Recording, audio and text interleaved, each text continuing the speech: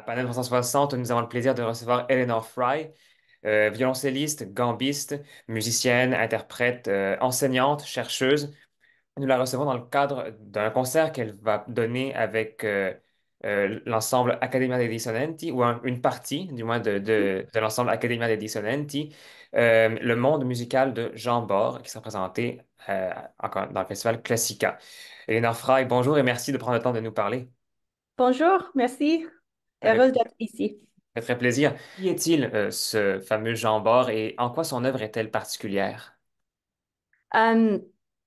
Euh, Peut-être vous savez, nos auditeurs, que je suis très intéressée par les musiques du 18e siècle méconnues. Mhm, Aussi, la musique très connue, j'aime beaucoup. Mais Jean Bort, bien sûr, est pas souvent joué. Euh, Et je pense parce que il y a beaucoup de musiciens, compositeurs au milieu du 18e siècle euh, qui juste pas été publiés dans les éditions modernes, peut-être pas joués parce qu'il y a d'autres musiques qui intéressaient les violoncellistes, ou d'autres musiques plus populaires, plus connus. Euh, mais moi, pendant la pandémie, j'ai donné un cours online mhm, de, pour les professionnels et les amateurs, les violoncellistes. Le cours était le violoncelle à Paris et en France. mhm, Avec mes étudiants et moi, on a exploré beaucoup de répertoires assez connus ou méconnus. Et quand quelques étudiants ont joué un mouvement de bord, moi aussi j'ai essayé. J'ai trouvé tellement belle musique et aussi des moments, quelques mouvements extraordinaires.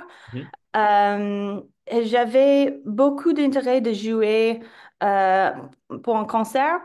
Euh, et Jean Bort lui-même était harpiste avec sa fille qui était assez connue comme harpiste à Paris. Et j'ai essayé la musique avec un harpe pour le basse continu.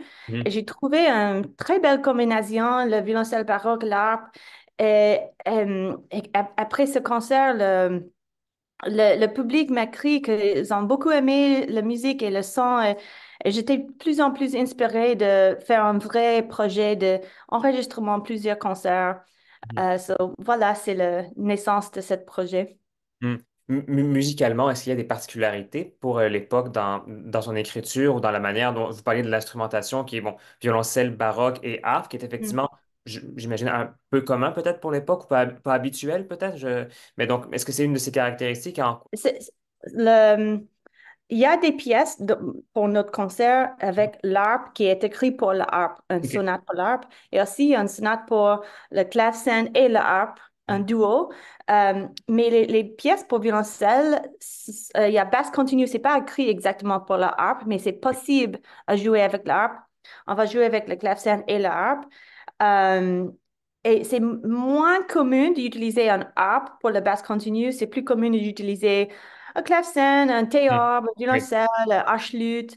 mhm, Euh, mais aussi, c'est rare d'avoir un musicien qui joue très bien basse continue sur l'harpe. Mais on a un ici à Montréal qui est super, Antoine Mallette-Chénier. mhm, Euh, et la musique, je trouve spéciale parce que c'est très virtuose pour le violoncelle. Et ça demande des passages difficiles, mais je trouve très énergétique, divertissant. Et souvent, les deuxièmes mouvements, les mouvements lents, sont extraordinaires, sont très touchants, chantants. Euh, que utilise le violoncelle dans une manière euh, juste avec beaucoup beauté. Euh, c'est juste la belle musique et aussi la chose intéressante que je trouve pour ce concert, qu'on joue les sonates pour violoncelle, mais aussi le duo et les sonates pour la harpe. oui, Et ce sont différents styles. Je trouve la musique pour violoncelle, c'est plus baroque, plus intense, complexe. mhm, Et le sonate pour harpe est plus léger, comme musique pour la salon. mhm, Euh, c'est une autre couleur et ça nous montre le breadth mhm. de L'éventail un peu de yeah. possibilités de Jean Bort. exact. Et ça, c'est super intéressant d'explorer le monde musical de cette compositeur Mhm. Oui. français. Oui. Yeah. Et justement, est-ce que c'était, bon, vous mentionniez que vous avez un attachement particulier dans votre pratique, autant en tant qu'interprète qu'en tant que chercheuse, d'aller me remettre un peu en valeur du répertoire pour votre instrument qui est peu connu. Est-ce que pour Jean Bart, ça a été un travail de défrichage un peu et d'édition, comme vous avez déjà fait avec Giuseppe Clemente dans la Bacco, par exemple? Mhm. Oui, j'ai préparé l'édition, mais j'ai pas fini. Ah, C'est un c'est des un projet projets. parmi tant d'autres. Oui, c'est un projet que j'ai dans mon ordinateur qui est comme moitié fait, mais j'ai j'ai d'autres projets qui est venu après qui prend toute mon énergie et espace. J'ai arrêté de faire ça, mais je voudrais publier l'édition parce que l'édition originale Mhm. est très claire, mais il utilise les clés comme les clés de soprano, les clés moins utilisées maintenant par les violoncellistes. Et c'est toujours pas moderne. C'est légèrement plus facile à lire maintenant dans la façon moderne. Et peut-être ça va aider de plus en plus de personnes à jouer cette musique. Euh, et si c'est dans les bibliothèques, peut-être va acheter une édition nouveau, mais pas il n'y a pas raison d'imprimer et mettre dans la Mhm. bibliothèque le manuscrit, l'édition du 18e siècle. So, je peux continuer à aider de Promouvoir, oui. promouvoir la musique de Jean Bart, mais c'est un projet un peu long que j'ai Mhm. pas fini. Oui. Euh, et c'est exactement que j'aime beaucoup de faire recherche et découverte et soutenir musique méconnue, mais sauf si je suis absolument convaincue que c'est la super belle musique que est le même niveau de qualité que l'autre musique on connaît déjà.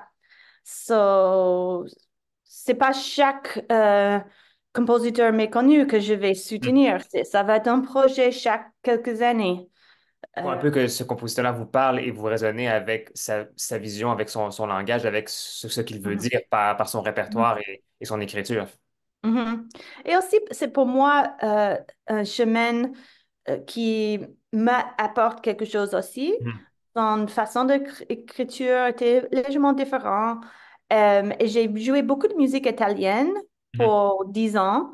J'avais envie d'explorer un peu plus de En français. français. Et j'ai parlé plus en plus français. Et je me sentais plus prête Mhm. parce que je pense que la langue et la musique vont ensemble. Mhm. Euh, j'ai appris l'italien en premier. Oui. Euh, Maintenant, je pense que mon français est un peu mieux que mon italien, mais j'habite à Montréal, ça c'est pas fait. Mais, euh, mais voilà, c'est aussi pour moi d'explorer plus et donner le public vérité aussi. Euh, ouais. Oui. Euh, Parlez-nous un peu de votre ensemble que vous avez fondé en 2020, si je ne m'abuse, Accademia dei Dissonanti, dont le nom est très, très porteur parce qu'il s'inscrit dans une logique historique qui est vraiment très intéressante. Parlez-nous-en un peu. Ouais, mais je suis contente que vous trouvez intéressant le nom parce que ça a pris beaucoup de temps de, des années, j'ai joué avec le nom que Eleanor Fry et Friends, Eleanor Fry Mhm. et ses amis. Quand j'ai fait les projets de moi avec d'autres personnes et pas Mhm. juste solo, mais j'ai toujours voulu être comme directrice artistique d'une organisation. Mhm. Euh, et j'ai aussi décidé de quitter un autre groupe que j'ai organisé pendant 10 ans et j'ai décidé de faire plus mes projets qui est lié avec l'histoire de violoncelle, recherche, etc. Euh, et Académie des Dissonanti était une académie Mhm. euh, moderne en Italie à la fin du XVIIe siècle. C'est une académie pour soutenir par le duc de Este, Mhm. the Duke of Modena, named Este, Mhm. Francesco II. And cette académie, des personnes viennent rencontrer pour la poésie, philosophie, histoire, musique. De discuter, faire la musique. Il y a souvent les noms un peu divertissants, étranges pour les académies. Um, Mhm, all over Italy, these academies were intellectual centers. mhm, yeah. That makes sense. Et j'ai beaucoup aimé ça parce que Modena, à cette époque, il y a quelques violoncellistes. Some of the first, le premier violoncelliste était là avec le même patron, Mhm, Duc Francesco d'Este. So, il y a beaucoup d'histoires liées avec le violoncelle. Et on aime la dissonance aussi parce que la mhm, dissonance est très, très beau. mhm, Et il y a beaucoup d'énergie et quand ça tombe aux consonances, c'est très, très relaxant, très beau. So, c'est un groupe pour les personnes qui aiment la dissonance, euh, mhm. apprécient la dissonance. Oui. Mhm. Oui, puis c'est effectivement tout un concept de, ben, vous, la façon dont vous l'avez repris, c'est beaucoup une école en même temps, un centre de recherche, un groupe. Donc, c'est une structure un peu hybride, Oui. multidimensionnelle. Est-ce qu'on pourrait dire que dans l'essence de l'Académie des Dissonanti à l'époque, c'était un peu, en fait, je ne vais pas dire les précurseurs des performances historiquement informées, mais vous êtes un peu dans Yeah. vous êtes un peu dans cette logique-là des hip. Oui, je suis pas contre avoir des projets de poésie et philosophie, etc. Bien sûr. Dans mon organisation, mais bien sûr, le but principal, c'est la musique. Mhm, Et ça, c'est mon intérêt. Et je vois pas un futur qui est dédié à un autre sujet, un autre type d'art, mais en même temps, la recherche historique est toujours liée avec la culture. mhm, La façon de comprendre la poésie influence beaucoup la phrase mélodique oui. de la musique de même place, même époque. Et l'art, le chiaroscuro, different Mhm. Le concepts clair-obscur. artistiques sont aussi trouvables dans la musique. So, c'est bon d'avoir un reminder, Mhm, rappel que c'est pas juste historiquement informé, mhm, euh, um, performance practice, mais culturally informed mhm, performance practice. So, l'organisation, le groupe va dans cette direction. mhm. Ce sera donc un rendez-vous pour le monde musical de Jean Bort à l'église de Saint-Bruno de Montarville, si je ne m'abuse. Oui, et je voudrais mentionner que c'est Bien moi, sûr. Antoine, qui joue Mhm. le harpe, Oui, et Mélisande McNabney, oui. euh, qui est un claveciniste fortepianiste que j'adore, premier range.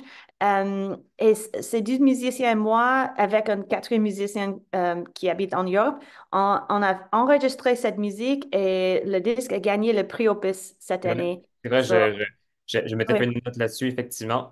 Le OK. Jean Bort Chamber Music qui est paru sous l'étiquette belge Passacaille. Mhm, mhm, Voilà.